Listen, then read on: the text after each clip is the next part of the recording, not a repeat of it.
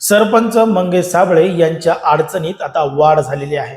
मंगेश साबळे हे पहिलेच पोलीस कोठडीमध्ये असताना आता मंगेश साबळे यांच्यावर पुन्हा एक दुसरा गुन्हा दाखल झालेला आहे। नेमकं काय घडलं मंगेश साबळेंसोबत, मंगेश साबळे यांना अडचणीत वाढ का होती, हेच आपलं सविस्तर या व्हिडिओमध्ये बघायचं।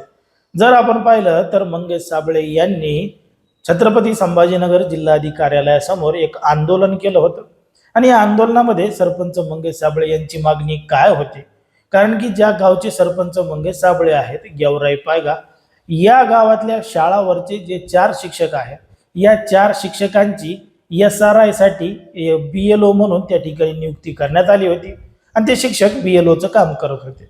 मग आता शाळेवरचे शिक्षक हे BLOचं काम करत असल्यामुळं आणि शाळेमध्ये विद्यार्थ्यांना शिकवत नसल्यामुळं त्या शाळेतल्या विद्यार्थ्यांचं नुकसान होत आहे, म्हणून त्यांना त्या ठिकाणी BLOचं काम देण्यात येऊ नये हीच मागणी घेऊन मंगेश साबळे हे जिल्हाधिकारी कार्यालयासमोर पोहोचले होते आणि त्या ठिकाणी ते आंदोलन करत होते। पण मात्र जिल्हाधिकारी असं ऐकणार नाहीत, म्हणून त्यांनी आगळ्या वेगळ्या पद्धतीनं त्या ठिकाणी आंदोलन करायला सुरुवात केली आणि त्या ठिकाणी बराच गदारोळ झाला।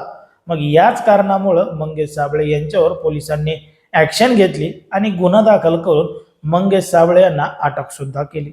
आता मंगेश साबळेंना अटक झाल्यानंतर सुरुवातीला त्यांना 11 तारखेपर्यंत पोलीस कोठडी सुनावण्यात आली होती, पण मात्र 11 तारखेनंतर पुन्हा एकदा पोलीस कोठडीमध्ये वाढ होऊन ती आता सोमवारपर्यंत म्हणजे 13 तारखेपर्यंत ढकलण्यात आलेली आहे। मग आता मंगेश साबळे हे जिल्हाधिकारी कार्यालयावर केलेल्या आंदोलनामुळे छत्रपती संभाजीनगर मधल्या पोलीस कोठडीमध्ये आहेत।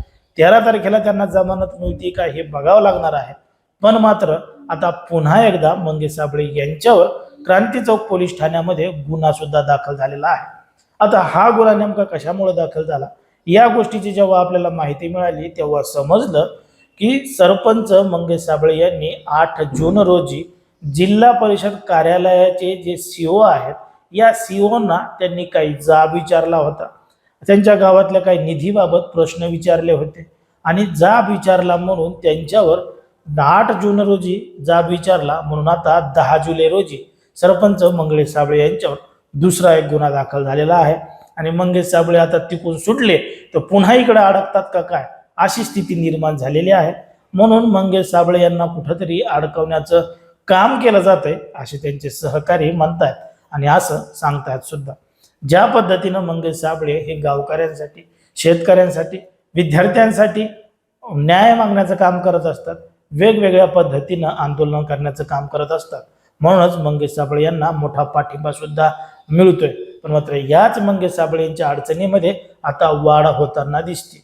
हे कोणी जाणून बुजून करतंय का, असा देखील प्रश्न काही जण उपस्थित करतायत।